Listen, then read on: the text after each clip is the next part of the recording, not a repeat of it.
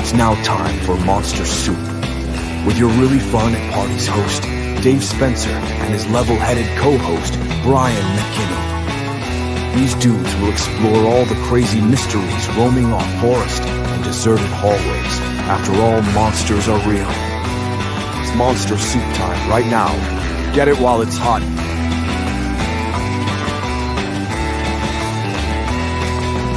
Now your hosts, Dave and Brian.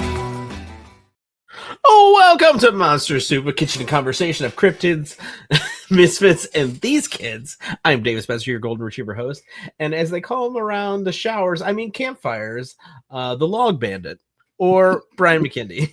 Woo! The log bandit. I have been known to fetch a log or two when we've been camping before. Sure. Yeah. Oh man, how has your week been going? Anything crazy? Yeah, it's not been a great week. For the most part, it was fine, but the weather's been crappy. Then we got really bad storms yesterday, and our basement flooded, and just been a hot mess. So I was traveling for work last week, so I've been just kind of behind, and then I had this big project I was working on, and then then you throw in cleaning the entire basement, and unfortunately nothing got ruined, but it's just a giant pain to clean everything. Luckily, you don't work in the basement. Yeah. Fun times. Yeah, I've been drawing comics all week, so it's been fun at my work. It's been a pretty chill week. Yeah, that is a lot more fun than what I've been doing.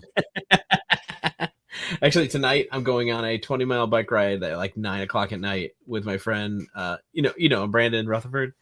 Yeah. Yeah, he was like not on your stationary bike in your basement, like a legit actual. No, like bike. Yeah. It'd be funny, like side by side. Like let's ride bikes together. Yeah. No, yeah. So I just texted him randomly and I was like, hey, you want to go for a bike ride, or you want to work out, like go for a run or bike ride or whatever. I was like, let's do that sometime. He's like, yeah, sure. What's your availability? I was like, da da da da. And then we got together about like a time. I was like, I'm available these nights. And he goes, he's like, I usually do it at night. He's like, do you want to do it at night? I was like, yeah, I'm fine with nighttime, I guess. Like I never thought about it, but yeah. And then he's like, well, let's do Thursday at 9. And he's like, I was like, oh my God, 9. And I'm just thinking like, why are we doing it? I'm just looking outside like this weather sucks. So he's like, rain or shine. I'm like, all right, you know what? This is gonna be great. Yeah. So it's gonna be raining. Yeah. Oh, it's gonna be raining. It's gonna be but you know what? It's like I like incremental weather a lot sometimes when it comes to that kind of stuff, because I don't know, there's like that grit to it where you're like, yeah, let's do the thing. Whether or not my body will like it in a couple halfway through, because usually it's so cold, especially on a bike. Everything is just windy, so I might completely regret it. But the plan is to go 20 miles. So which is like 20 miles is no right around the block. I mean, you got it in you to do 20 miles. You've been working up to that, or what? No, I did 30 miles last Sunday, so I 20 miles is like a decent. That's actually to Oberlin and back, like McDonald's and back is 20 miles. So, are you going on the old bike path? So we're not doing that. So I don't really know. He was just like, "Oh no, I have a better path. That one's not lit up." And I'm like, "Okay." And I don't know what that is though. Listen, I'm nothing if not just like let's do the thing, sure, whatever. And so I'm just gonna do that. It'll be fun. I'll let you know how it goes. If I don't show up tomorrow for the thing. I used to do that bike path that went from like downtown to, I would always stop at the Oberlin McDonald's and then come back, and it was about 20 miles. But yeah, that was on the old railroad tracks that got paved over, and it just goes through fields and through the woods. And I mean, it's a great ride when the weather's nice and it's daytime, but yeah, at nighttime it'll be nice and spooky. And I know, actually, I did 30 miles last Sunday, and I was like, oh, this would be fun. And I wanted to go for longer, but I just didn't have the time. And because we had much stuff to do that day, and I was like, I don't want to be like getting home at like 3 and be like, sorry, and then still have to do all this yard work.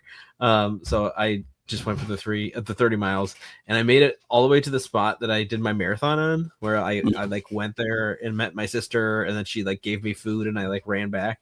I remember eating like Wendy's chili in like the middle of my marathon. Just like hammer. Most people What's are in that like a Gatorade gooey like electrolyte stuff. They're grabbing it for people with water. You're literally running with a Wendy's chili, just hammering a Wendy's chili, man. It was great. extra I'm hot not gonna lie. sauce. I found out later that like I should have eaten, like, I think I told you this already, maybe, but like if not, whatever. But like I should have eaten like 100% more food like while I was doing that thing, because I was watching this lady talk about she's like things I ate during the marathon, and she was just hammering food. Like it was like granola bar after like protein pack after granola bar, whatever. And I'm just like, I had like a pickle and like a chili and a Bloody Mary to start, because like my friend came over and she was just like, "You want a Bloody Mary?" I was like, "No, I'm like about to run a marathon." And she goes, Stop being a bitch. And I was like, okay.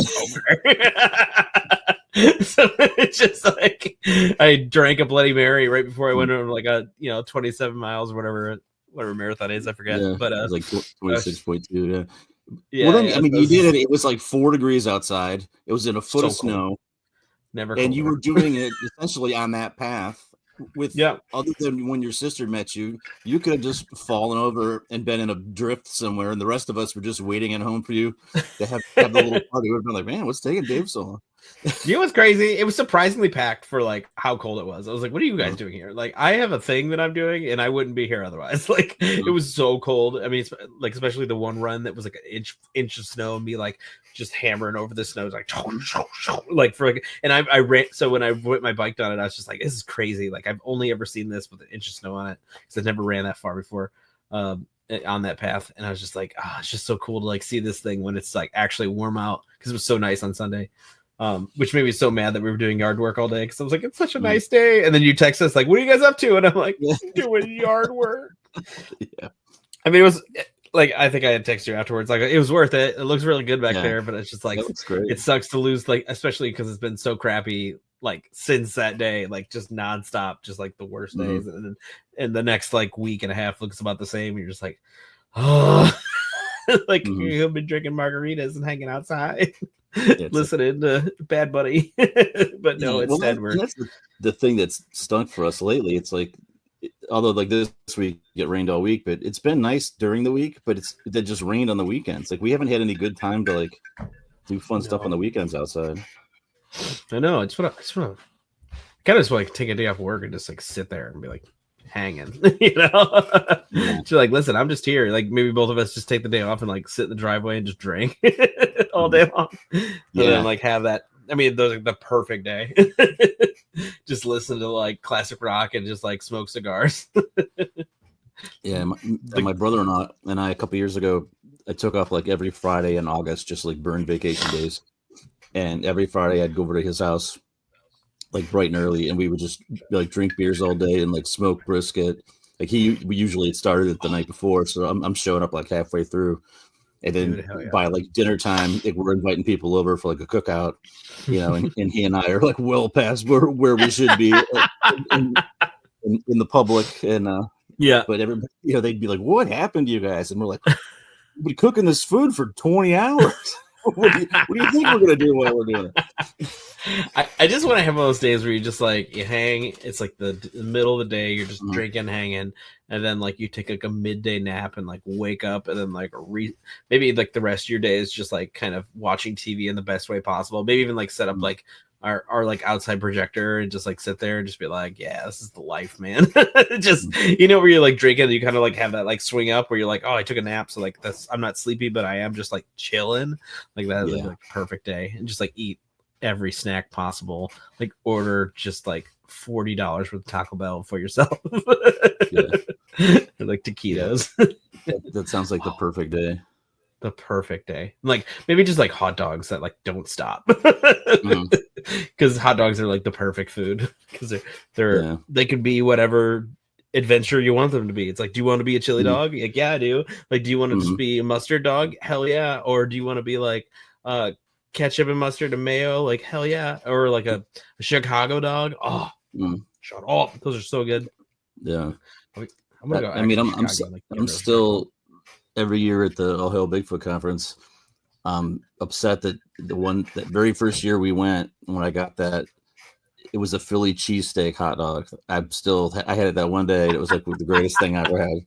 I had to ask the food truck. I was like, so I just want to be sure. This is a Philly cheesesteak that's on top of a hot dog and it's in a bun.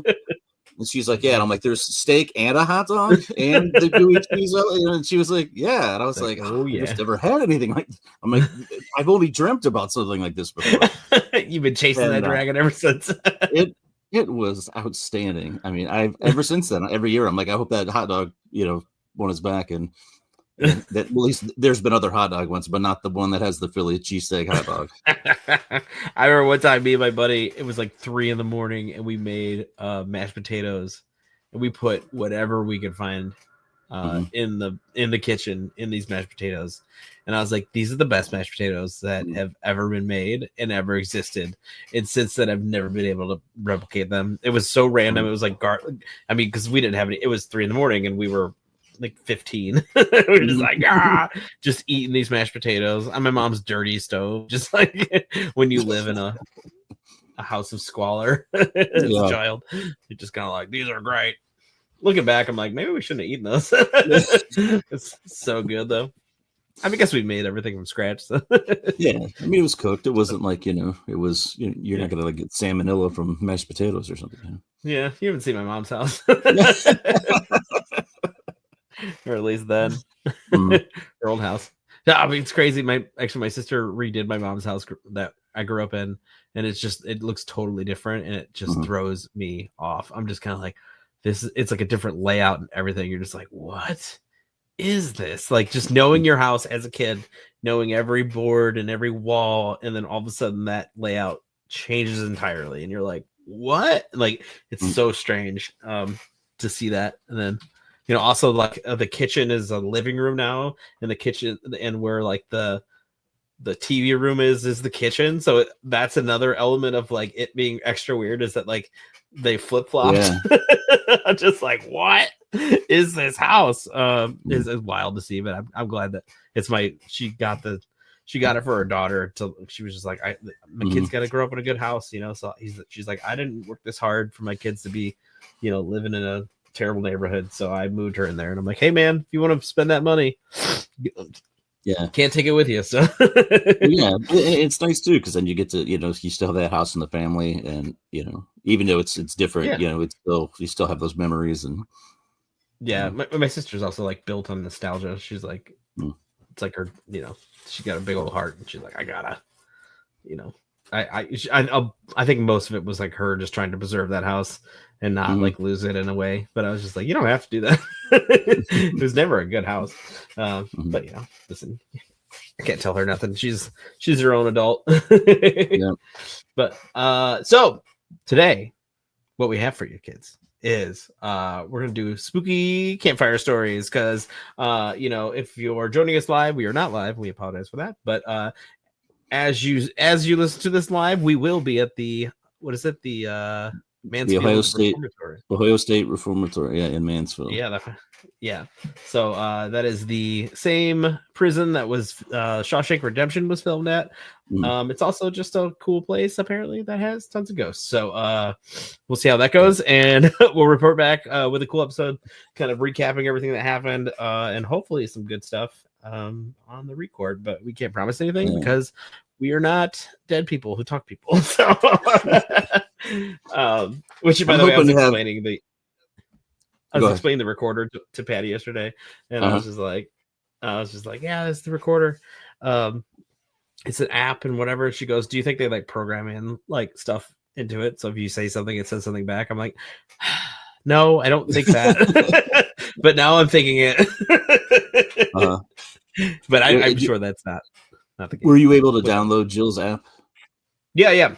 So for those who want to know, so I'm not just saying, because I believe it's iPhone only, so I wasn't able to get it.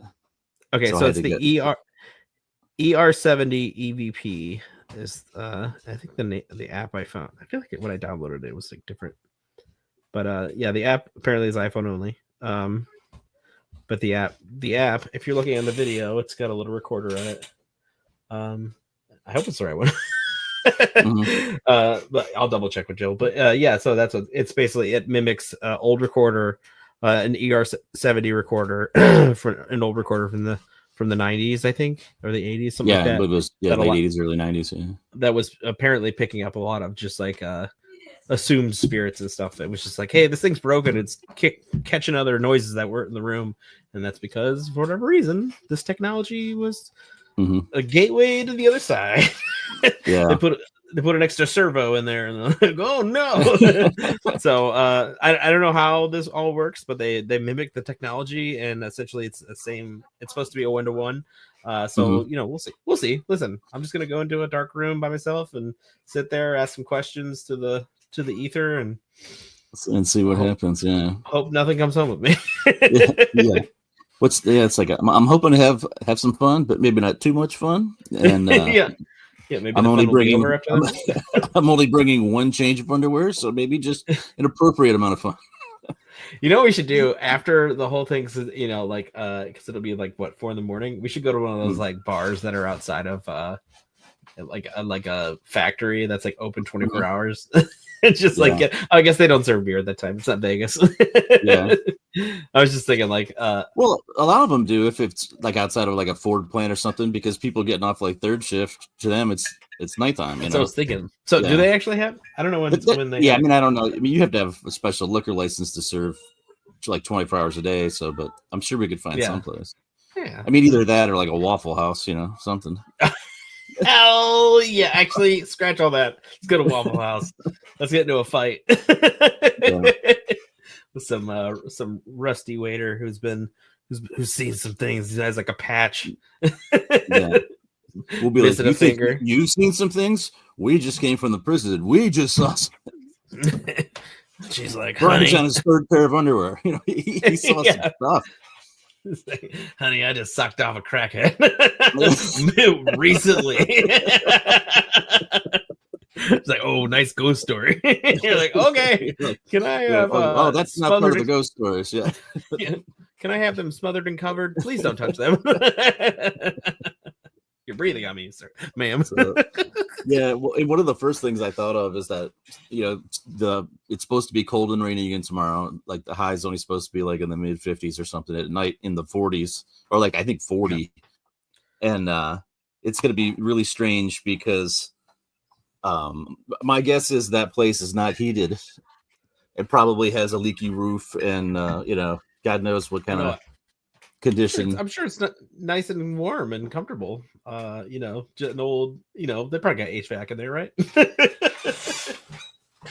Yeah, no, it's I plan to bring like two hoodies just in case, and kind of like work around that. Worst case scenario, I'll just warm up next to the food that I'll be eating. Maybe I'll get some hand warmers. Actually, I should probably make a list of things I should grab.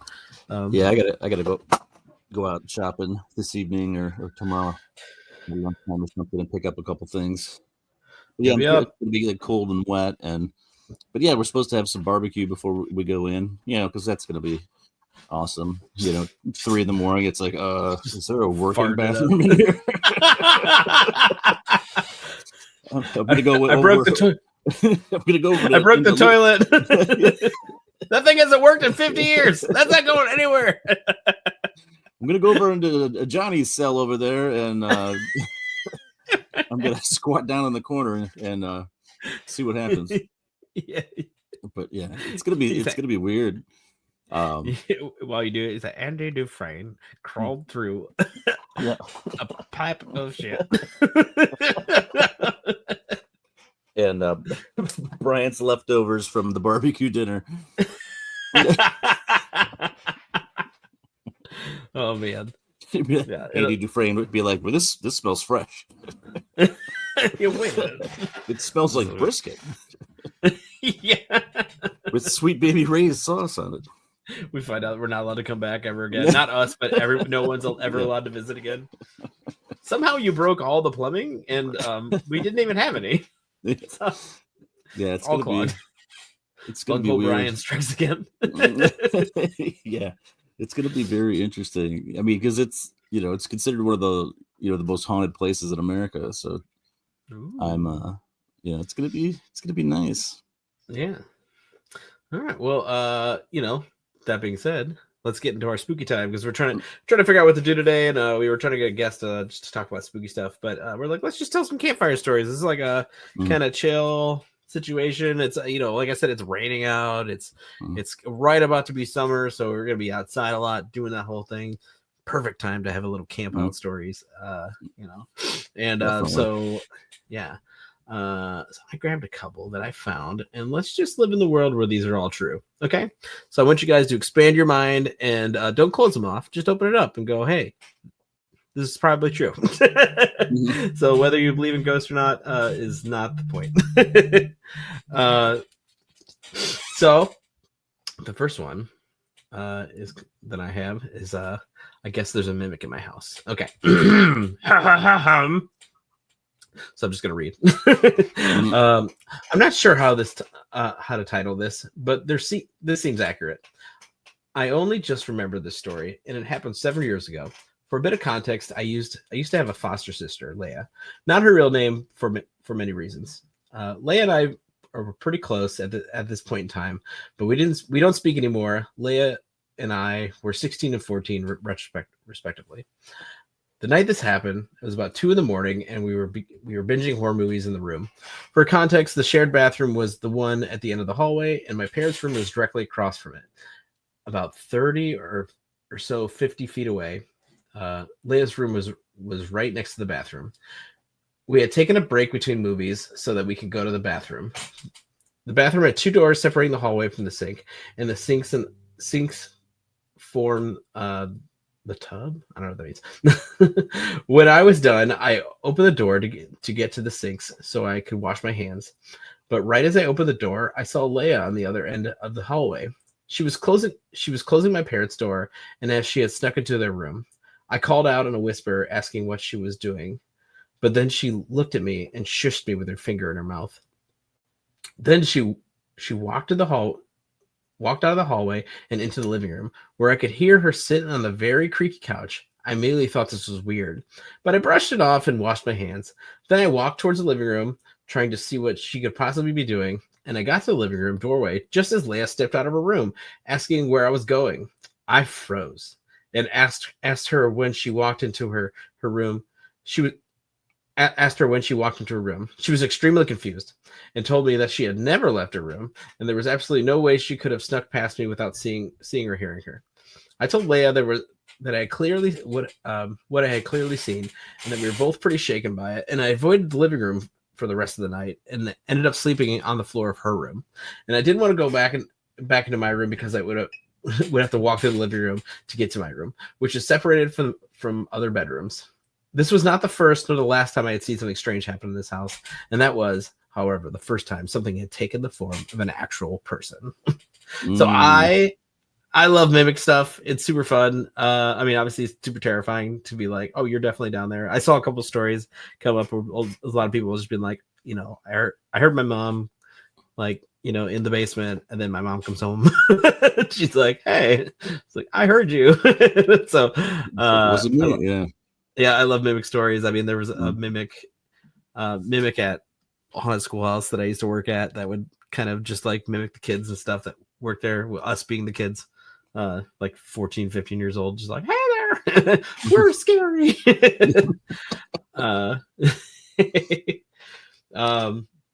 Did you have any? I don't know if I probably should have cleared that before. Oh no, definitely. I had some different stuff that in regards to the reformatory that I thought was pretty interesting. So there's a couple different areas where they talk about having a lot of phenomena. The one is the hole. It's the solitary confinement. It's located in the basement, and they report that visitors have a feeling of dread being watched in sudden temperature drops. Some have claimed to be scratched, touched, or even shoved by unforeseen forces. And in the backstory of it is the area housed inmates that were in complete isolation. Some reportedly died here. It is believed that energy from their suffering lingers. And yeah. So I'm already not going down to the hole. So, I think I'm gonna have to go to the hole. No, yeah, I'm definitely going. But I'm not gonna like it. That's for sure. And then I had a particular story. Let me see if I can find it here about the whole.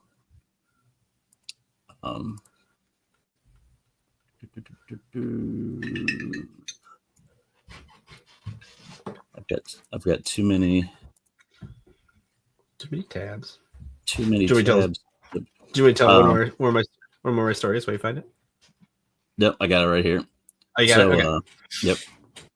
So one of the most chilling true stories associated with the whole involves the death of an inmate who was locked in with another prisoner and he never came out alive.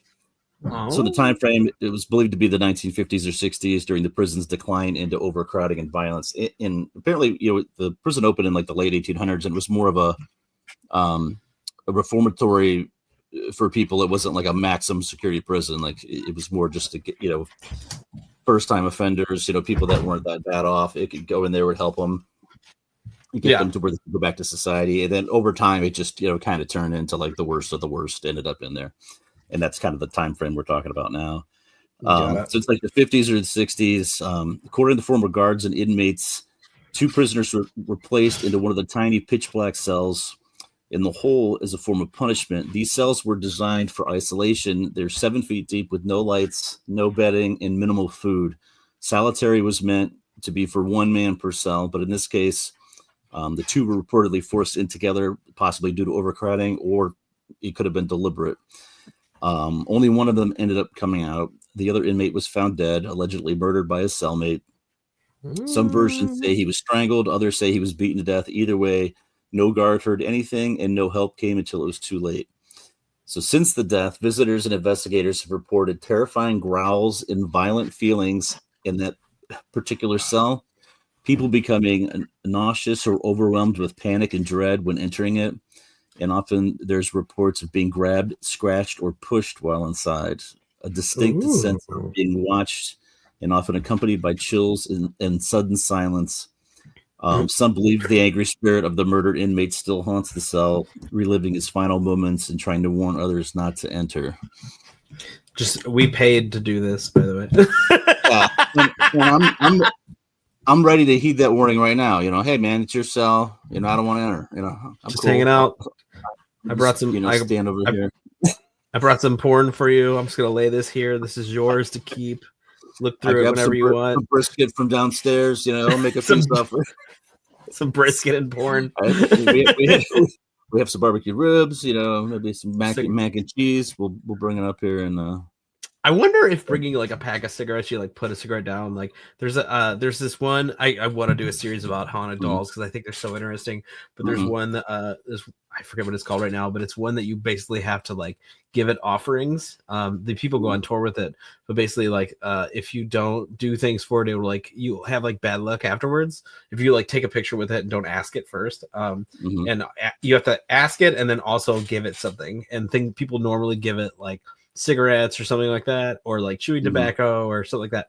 And where does it go with this? I wonder if that same thing would apply to like that. It's just like, hey man, here's a cigarette, whatever. Even though I don't know, maybe there's some sort of metaphysicalness to that where they're like, oh, I got a cigarette, sweet. I got some brisket, sweet. So yeah, like a nice little peace offering to yeah, just like lay a cigarette. Hey, this is yours, buddy. I'm gonna leave it here. Yeah. Grab a pack. Yeah. What's a pack of cigarettes these days? About $48. I don't know. Oh, I know. I was never a smoker, but like when I used to work at a grocery store, like as a teenager and stuff, like a carton of cigarettes was like $5 or something. I mean, now it's got to be like $60 for a carton. I mean, a pack has got to be like $10 or something. I remember growing up in a small town. I never smoked either, so like, but just always hearing about that was like a main pain point. It was like, no, that costs $20 now, and they'd be like, it costs $30. And I remember like I walked to a store once and just waiting in line. I'm like, oh my god, they're like $40 now. That's crazy. Yeah. So I don't even know who knows how much they are now, because it's always the thing that gets taxed. So it's like, cigarette tax. That's where it goes. It's weird because not smoking is never a solution to the problem. Yeah. So, well, gotta smoke. It's like dude, I guess I gotta get a second job, Yeah.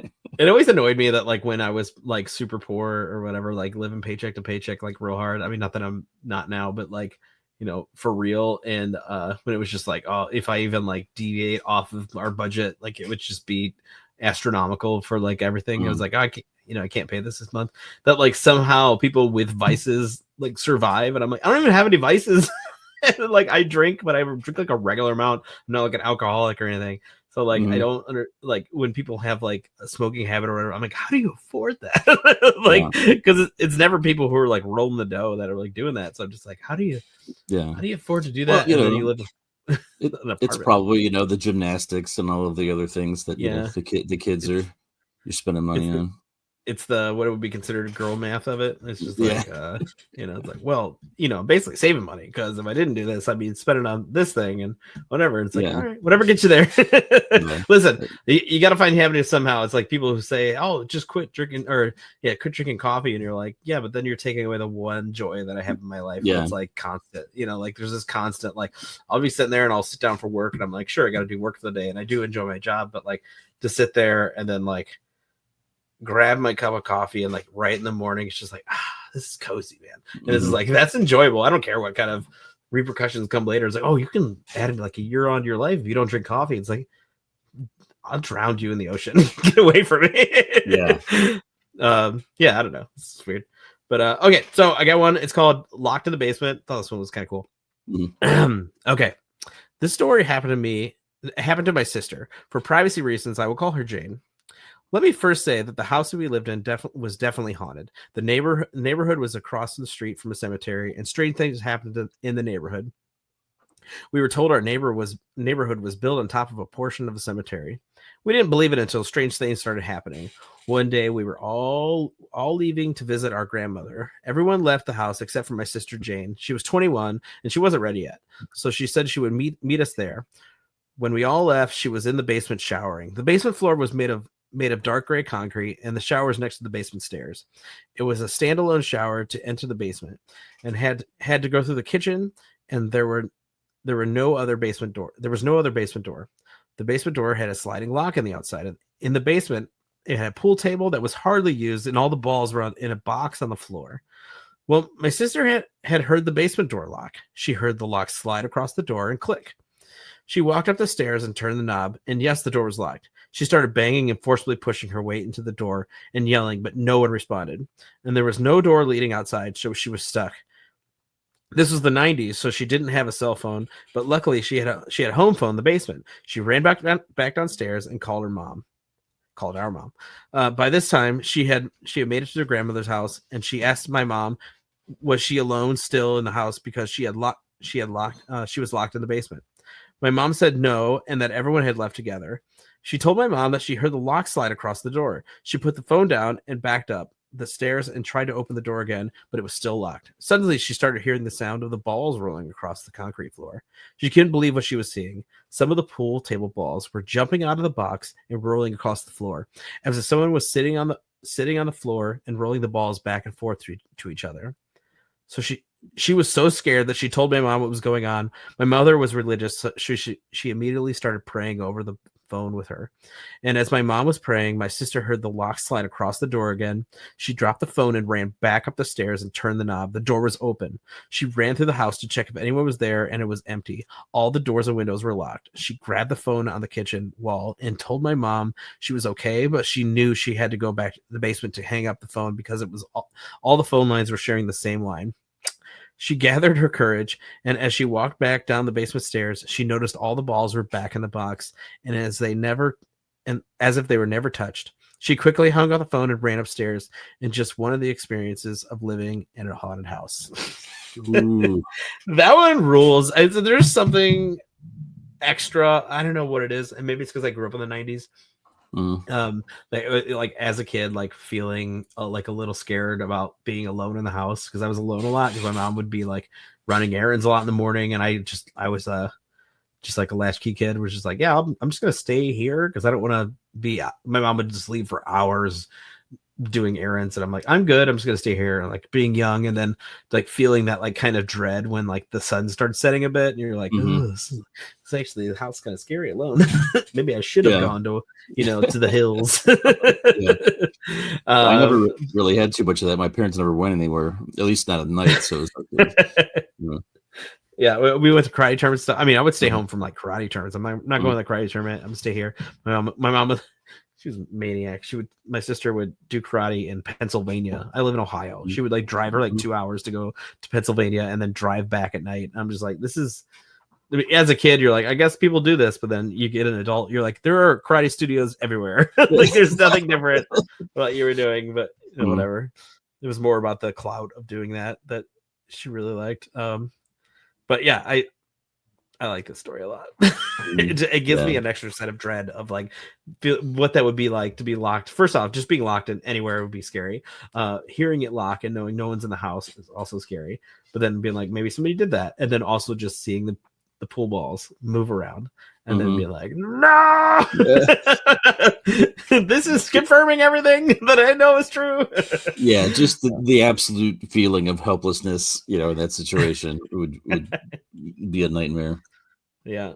But let me see. So I'll go back over to the prison. One of the areas I want to go in is the chapel.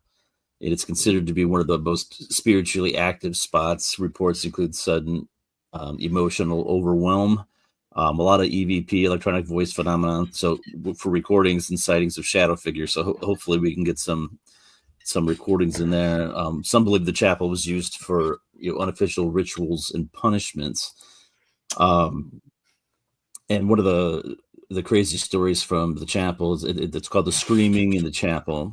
So it's the prison chapel located on the second floor of the facility. Multiple paranormal investigation teams, including members of ghost hunters and independent investigators, have witnessed things during overnight lockdowns, which is what we're doing. The chapel may seem like a place of peace, but according to former guards and paranormal researchers, it radiates an eerie energy. There's speculation Title my sex tape. that dark rituals or unofficial disciplinary actions were carried out in this space during the prison's most chaotic years.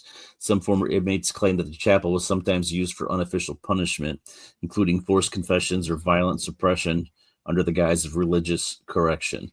I totally believe that, especially back in those days. But the incident in particular they refer to as the blood-curdling scream. So during one well-known, this one sounds great. During one well-known investigation in the early 2000s, a paranormal team was conducting an overnight lockdown inside the prison. Around 2:30 a.m., two investigators sat quietly in the darkened chapel. They heard what they described as a loud, blood-curdling scream. The scream sounded feminine. It was filled with agony and seemed to come from inside the room. However, no one else was. Yeah. However, nobody else was there, and the only access point, the staircase, had a motion sensor that was never triggered. The scream lasted several seconds. It was captured on digital audio equipment with eerie distortion.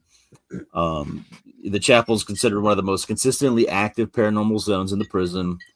And common experiences include cold spots, sudden emotional overwhelm of grief and fear, shadow figures appearing in the pews or standing near the altar. Oh, that would creep me out. Electronic devices. Yeah, this is where, Carrie was like, bring extra batteries and extra flashlights. Electronic devices failing or batteries draining instantly. Whispers and voices picked up on EVP, including phrases like "get out" or "help me." We paid for this. Like $100 for, I don't remember what it was. It was Yeah, 120 or something like that. Yeah, I mean, some of it was for dinner too, So that's true. We're getting fed. But yeah, so like that's where. So the chapel is like apparently one of the places to be to try to pick stuff up on the recorder. And I'm hoping, since I wasn't able to get, and I'm going to double check too. I can't believe that Jill's app was only available on Apple. I'll check with her and see if she has anything else. That's. But I wasn't able to find it, on my Android phone. But I downloaded a couple other ones just in case. But I got to get one of those portable chargers. Like I could bring my plug in, but I'm not sure exactly how much. We'll be able to do that. I have two. I have but three, yeah, actually. The last thing I want is to get in there, have it drain my flashlight, drain my cell phone, and then I'm just like wandering around the prison in the dark with no connection to anybody. This is my worst nightmare, and I paid for this. Have you seen Brian? I don't know, man. He never came out. Never came out. Now there'll be a story from the chapel. They're like, this is a story from 2025 where a grown man was like, "Help me, get me out of here." I'm If you hear a man say, "I grabbed my pants," and he's crying. Yeah. The weird thing was he wasn't dead. He was alive, but he was starving to death. Yeah, he starved. He was only here for 12 hours, starved to death. If you listen closely, you hear him say, "Give me some brisket." You can hear him saying, "Does anybody have my extra pair of underwear?" Yeah, good thing I brought my brown pants. Just dad jokes. Be like, I heard a dad joke. Be like, that's just Brian. He haunts the halls. It's happening in 2025. Like, it's 2026. He immediately started haunting the place. Yeah, he haunts the place telling dad jokes. Yeah, he will steal your food. So watch it. Oh my gosh. Oh man.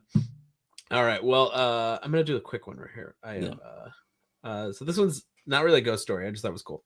I once was hanging out in a group of friends in Hollywood, and this beautiful woman I started holding hands and kissing. Everyone went to a late night Thai restaurant after the bar, but this time this woman became noticeably rather drunk, and we were sitting together in the booth, my hand on her knee and her hand on my back. Suddenly, it was like she was suddenly sober and said, "Did you have a baby sister who died?" The answer was yes, but I was so shocked that her sudden clarity and the fact that there was no normal way for her to know that. I'm a skeptic, so I asked her how she died, and she said something having to do with her breathing, and she was accidentally strangled. Completely blown away, I asked her if she was getting anything else, and she said the number 3, and she was the third child, but after that, it was like her clarity disappeared, and she was trashed again.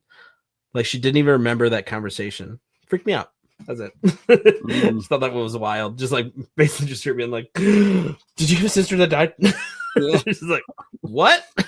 Like our wives, when they're like, "Hey, oh no, did you have a sister that died?" They're like, "What?" you couldn't understand thoughts just a second ago, and now all of a sudden you are clairvoyant. Now you're all about it. Yeah. We call that the White Claw clairvoyance. There's no ethereal laws on the claws. It'll take you to another dimension. That's for sure. I really this one's kind of long, but I thought it was just really cool. So this is for the cat fans in the audience.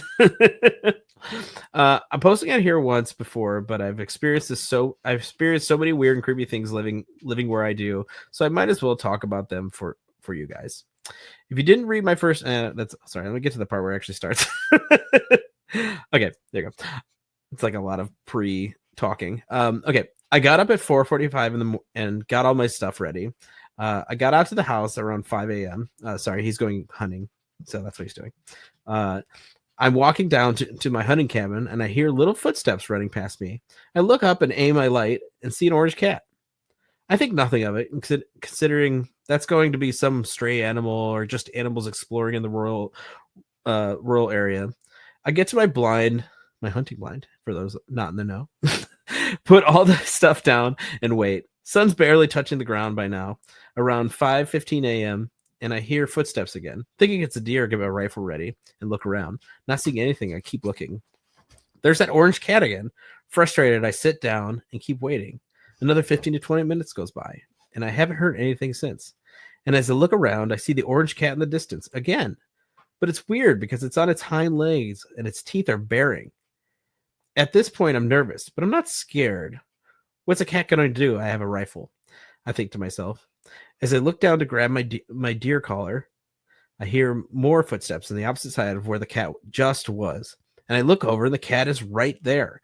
I looked down for maybe 2 seconds, and the distance that it had traveled was about 50 to 60 feet. This time, it wasn't on its hind legs, though. It just looked at it. It looked like it was spying on prey, like the safari cats you see in National Geographic. At this point, I don't know what the hell is going on, but I'm about ready to leave. And if you're imagining this right now, both times the cat was about 30 to 40 feet away from me, from my blind, but I could still see it clearly. Considering the sun was halfway up the point after picking up my rifle, deer collar, and water bottle, I see the cat moving about 25 feet closer to my blind, still in that same position. I fire off around the air, and the cat doesn't try anything, but he didn't move, not at all. So now I'm thinking to myself, what is this thing? It's not moving like a cat. It's moving faster than anything I'd seen before.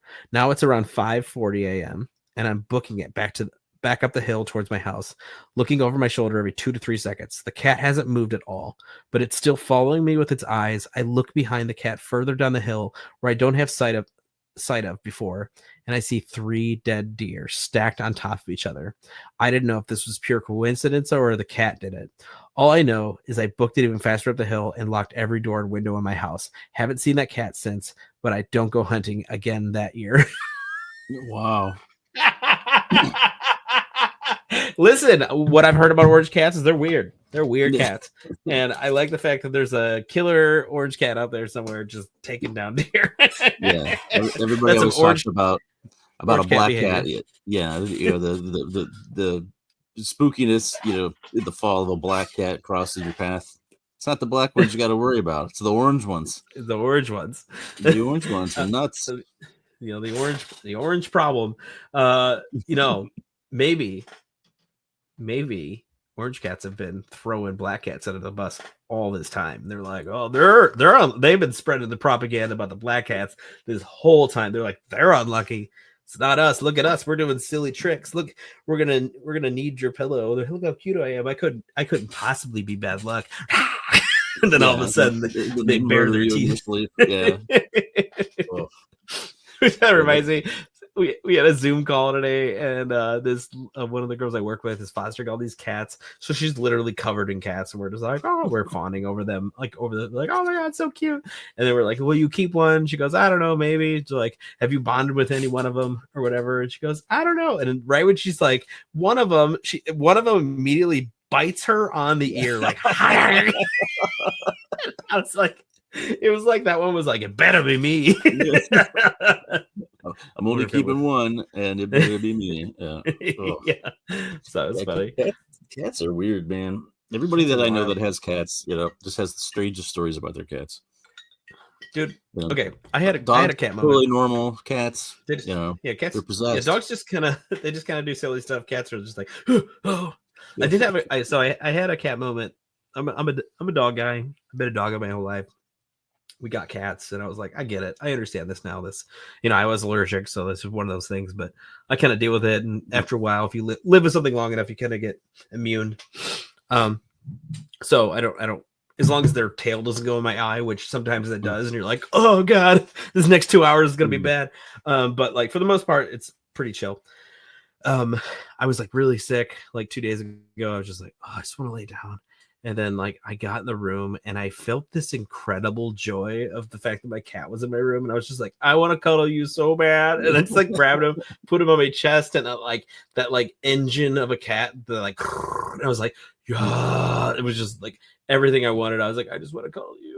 I feel so terrible. I was just so cranky too. My daughter was complaining about cheese or something because she's like thinks she might be not allergic, but like it makes her stomach upset. And I'm like, I don't know to eat your food. Like I'm so sick. I just want to go to bed because Patty she was tired from work, so I was letting her sleep, but I just like also wanted to go back to bed. And I was like, oh God, I don't know. Just put this in your body and I can leave. I'm so tired. I was dragging so hard. But yeah, so I was like, it was in that moment, I was like, I get it now. Like, this is why people love cats. They like, because they're just like real chill. You can just kind of hang with them. Dogs require a little more. They like, hey, you want to do something, which is totally my vibe. But like when you're sick, cats where it's at, man. Yeah. I was like, all right, dial in. Did you have any more? Yeah, I actually got a couple more from the prison. The cell block area is one that I'm looking forward to. The east and the west cell blocks. For people out there, it's like we talked about earlier. It's in the Shawshank Redemption. where they filmed it there. But the west cell block is the largest freestanding steel cage block in the world. I think it's like 6 or 8 stories high or something. It's massive, but you see it in the films and stuff. But that'd be kind of cool. But they have what's been seen there is shadows moving in and out of cells, whispering voices, banging on the bars and cold spots. And some have seen full apparitions of inmates. A notable incident they have is an inmate named Charlie who died violently and is said to haunt his old cell. So then let's see here. So in the west cell block, this is where Charlie's cell is. To the center of the top tier was reported by multiple tour guides, paranormal investigators, and visitors. Charlie, who they've never confirmed his real name, was reportedly a long-term prisoner with a reputation of being violent and mentally unstable. According to prison lore, he became increasingly erratic and aggressive, and other inmates avoided him. He eventually died in his cell either by suicide or under mysterious circumstances. Some even believe he may have been murdered by his cellmates or guards. His death wasn't widely publicized, but the energy in his cell has never been the same. There's been numerous guests and staff reported unnerving experiences near Charlie's former cell, including feeling sick, dizzy, and overwhelmed with panic upon stepping in or near the cell. Shadowy figures pacing inside the cell when no one is in there. Whispers saying things like "get out" or "mine," often caught on EVPs. And one guest reported feeling a cold hand grip their arm hard enough to leave a mark while standing in front of the cell during a ghost tour. It says, perhaps the most chillingly, the paranormal investigator once tried provoking the spirit by calling out, "If you're here, do something." Within seconds, the cell door, which had been secured, slammed shut with enough force to echo down the entire tier. Don't do that. I just think it's funny when they like talk crap to them. They're like, "Come at me, bro." That Baggins guy. Yeah, that's you want to do something? Come on! I'm like, what are you gonna do? Fight? Are you gonna fight them in your Ed Hardy shirt in the dark? That's wild. So there's also here the there's my other one here. On death row, high security section for dangerous inmates. Visitors hear chains dragging, cries, and growls. Some claim to have seen ghostly figures in the halls. So this is the death row corridor. It's a dark, narrow hallway where the most dangerous inmates were. Paranormal investigators, including teams during public and private overnight investigations, have reported incidents. Death row at the Ohio State Reformatory was where the most violent and condemned prisoners were kept. These inmates were often locked away for 23 hours a day in harsh conditions, many of them awaiting transfer to other maximum security institutions, or in some cases awaiting execution. The energy in death row is notoriously oppressive. Even tour guides describe it as a place where the walls feel like they're watching you. One of the most well-documented paranormal experiences happened to a retired police officer who was participating in an overnight investigation with his son. As the two were walking through death row late at night, they stopped at a specific cell known for giving people strange feelings. Cell number 13. I'll mark that one down. The son entered the cell with a flashlight while the father stayed just outside. Suddenly, the father saw a large black shadow figure standing directly behind his son, tall, featureless, and radiating a sense of malevolence. He shouted for his son to get out. When the son turned around, there was nothing there, but the son reported feeling like he had ice that had crawled down his back and something was breathing behind his neck. Later, reviewing audio from the investigation, they captured a deep, gravelly voice whispering, "Mine."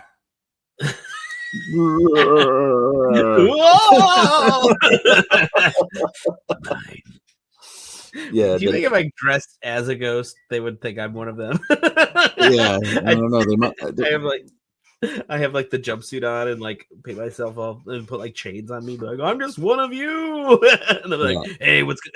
Then they like show themselves to me, like, hey, what's going on, Carl? Like, oh, hey, you know, where you been? You know, I just got transferred here. Yeah. God. I think you should wear your Ghostbusters outfit and then see what that does. You know, A, it'll be funny, and B, it could set them off. You know what I'm saying? They're like, oh no. Yeah, but I did have one final one. So this is from the warden's quarters. Helen, I think the last name is pronounced Glatke's death. It's the warden's quarters, particularly in the stairwell in the bathroom. Helen was the wife of the warden, and she died in 1950 from an accidental gunshot wound in the quarters. People report smelling rose perfume, which was her favorite scent, and hearing disembodied footsteps and feeling a gentle presence in the bathroom. So this, like I said, 1950 was the accident. It says she's the wife of the warden who served from 1935 to 1959. According to official reports, on November 5th, 1950, Helen was getting ready for church when a handgun accidentally discharged, striking her in the chest. Not sure why she was playing with a handgun right before church, but I guess maybe we could ask her when we were there. I do all the bad stuff first. It cancels it out later. She died 2 days later from her injuries. The official cause was listed as an accidental shooting, but rumors persist to this day. Some believe the gun went off under suspicious circumstances. Others claim her death was intentional, tied to tensions within the prison or personal issues between Helen and Arthur. As far as paranormal activity since her death, dozens of visitors, staff, and paranormal teams have reported encounters with Helen's spirit in the warden's quarters.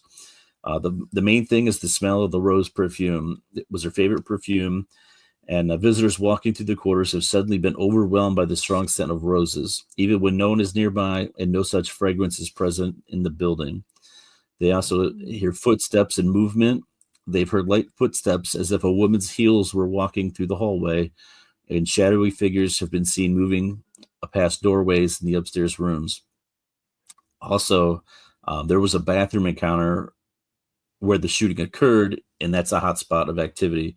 Some have reported soft crying, murmured prayers, or even whispering saying, "I didn't mean to." Investigators have captured EVPs that seem to say things like "Arthur" or "Help me."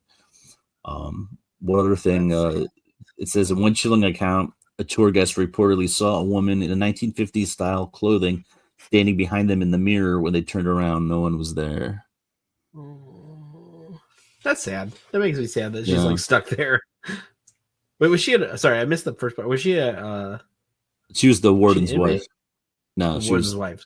Yeah, she's like damned to be there for. Or I always wonder what the difference is between. There's ones that are like imprinted spirits, and there's ones that are just like regular spirits. And the imprinted ones are just like a pattern-based one. So it's like the energy, like if there's what I heard, like a librarian that always had the same schedule. So they would get up and they would walk from this place to this place, put the books back or whatever. And that was kind of like her pattern. So like they would hear hauntings from that like imprint. Essentially, it was like her spirit wasn't there, but like her energy was. I guess if that makes sense. Like just because she had just like.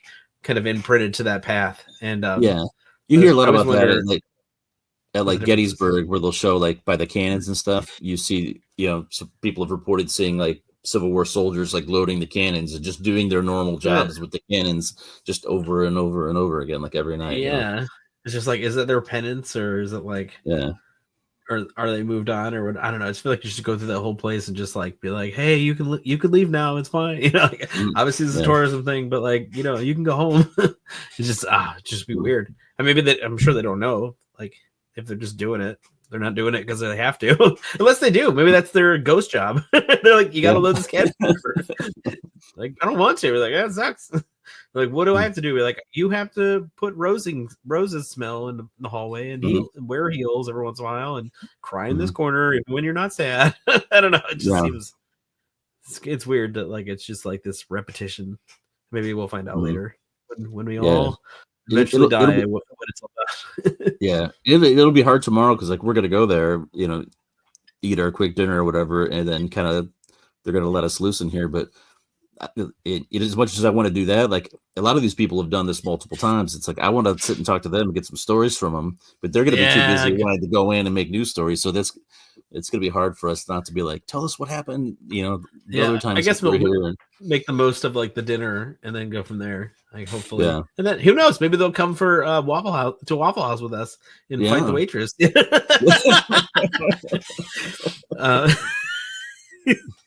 Anything can happen. So I have this last one as well. So to sign off on the day. So this said, "The Ghost That Traumatized Me for Life" is the title of this. I remember it so vividly. I was 12 years old. I had recently moved into a new house in rural Missouri. It was a winter school night. Well, school morning. I woke up randomly at exactly 5:23, a couple hours before my alarm clock would go off, which wasn't a normal thing for me as I was a heavy sleeper. For a little context, I had only had a twin bed and a nightstand next to it with an alarm clock on top and an empty bookshelf across the room. Like I said, we just moved in, so my room was pretty empty at that time. I stared at my alarm clock for a moment, still half asleep, before I felt a weird chill up my spine, and I felt that someone who was watching me, and I turned my head over to the end of my bed to see a silhouette of my little brother, who was about 7 years old at the time, standing at the edge in the darkness. My first instinct was to get angry at him. "Xander, what are you doing in my room? Get out." Silence. "Xander," I said again as he sat up in the bed, but the only response I got from him was taking a few steps closer to me and leaned in closer. And but very much more than I did. So he leaned in and she did. Sorry, I said that wrong. And then I see through the moonlight that it isn't my little brother at all.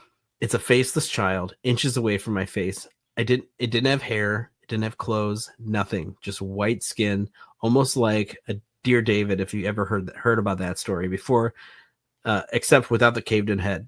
I'm not sure what that is. Interested now. Piqued my interest. The moment I realized this, I screamed as loud as I could, which seemed to startle it. My scream sent it flying backwards to the ground. It knocked my alarm clock down in the process, and it began to crawl backwards, almost spider-like, into the corner of my bookshelf and curled up on the floor, buried its head in his knees. This is the moment when my mom came and turned on the light and asked me what was wrong. She turned on the light, and it was gone. I was sobbing and shaking. I told her what happened, but she said I was only dreaming. I tried telling her that no, I was very much awake, and pointed to my alarm clock, which was face down and halfway across the room. She still insisted it was a dream, but let me sleep in her room regardless. I didn't even enter my room for 2 weeks until my mom had forced me to. I never saw it again, but that didn't mean me and my family were ghost-free. She constantly heard things, cups sliding across the counter, bells ringing, child's voices, etc. I'm 23 now. And when I look back on the memory, I know it was probably just a child spirit that was curious. But if that's the case, I truly feel bad for it.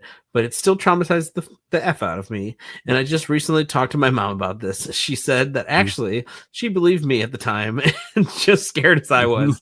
She just didn't want to scare me even more by validating my experience. To this very day, I try not to look for him in the dark at night. So first off, kudos to this mom, because my mom would not do that. She would always like feed into like the fear, like, this is scary, and she goes, I know, I saw spirits too, and you're like, could you stop? This is scary. I was looking for reassurance, not yeah. Obviously as a kid you want to be validated, and I think you should validate, but also like, like, hey, it'll be fine, I got you, like protection. Yeah. You have to like fake it in front of them, but like, you can be scared on the outside. I'll be like, oh my gosh, and I'm like, oh, now I'm more scared. Oh man, yeah. I mean, little kid spirits are scary as crap. So, yeah, especially if they have like the black eyes and oh man, just those dead eyes. Yeah, never want to see that in the dark. I mean, you don't want to see anything in the dark, but specifically kids are for some reason scarier. So they can. I mean, honestly, a grown man, a live grown man, not a ghost, would be the scariest thing in the world to find in your room. Just like, hey, I'm gonna eat all your spaghetti. It's like, oh no, that's my spaghetti. But yeah. So this is thank you for sorry. Yeah. I mean, a moment of where I was 24 hours from now, we'll be walking into that prison. Yeah, well, hopefully we'll have some good stories from you for you to share, and if not, we'll just tell you about all the brisket we had and how good that was.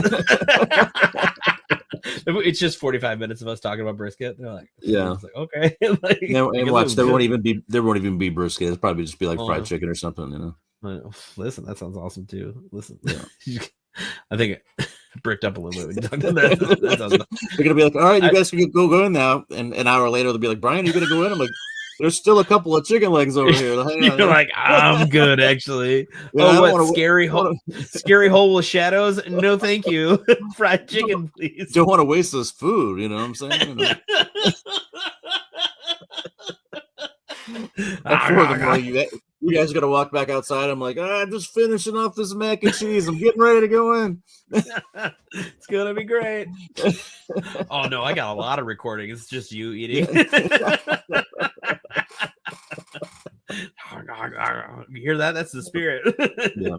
The spirit of I promise I will be brave. You know, Yeah, I can't promise that. I feel like I'm going to be brave, but at the same time, I can't promise anything. So I should just like stop pretending like I'm going to be brave, and I'll probably like, no, thank you. Yeah. Like the moment anything like brushes my neck, I'm like, oh, I'm not gonna go back in there. Somebody's gonna be like, who is that giant man that just ran down the hallway? Yeah. In a dead sprint. Yeah. I thought he said he had bad knees. The guy just ran the 40 and 4.2. Like, I think your wife just ran down that hallway. Like, that's my male friend. I'm like,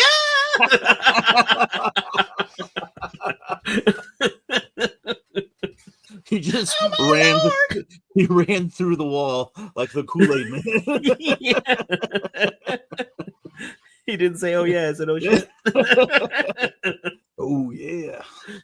Yeah. These walls are all brown now. Yeah. Yeah, it's gonna be fun.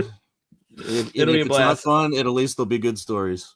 You know what? That's what I have with all this. It's like, you know what? At the end of the day, I'm here for the story, and this will be a little feather in our cap for getting into all this stuff and having fun doing it. You know, from this to the Bigfoot thing to more things we're gonna experience in the future. So this could be it's gonna be a solid time learning, meeting cool, spooky people. So yeah, maybe we can get some of those folks on the podcast just to relive their experiences. But yeah, so thanks for joining us. The Kitchen of Conversation is closed, but join us every Friday at 5:00. We are live on YouTube and any other place you can catch us. You're obviously listening to us now, so you got it somehow. So you probably already know these things, but if you don't, we are on Facebook at Monster Soup Podcast, and our email, if you want to join the show or give us some fun stories, we are at monstersouppodcast@gmail.com. And if you want to check out my silly drawings that I do, Mischief Factory, on the TikToks or the Instagrams as well. And thank you so much. So see you guys later, and we'll be spooky with you next week. See you guys. See ya. Can I find the button? Let's just talk a little bit. It's weird. Okay, I gotta find it now. All right, bye.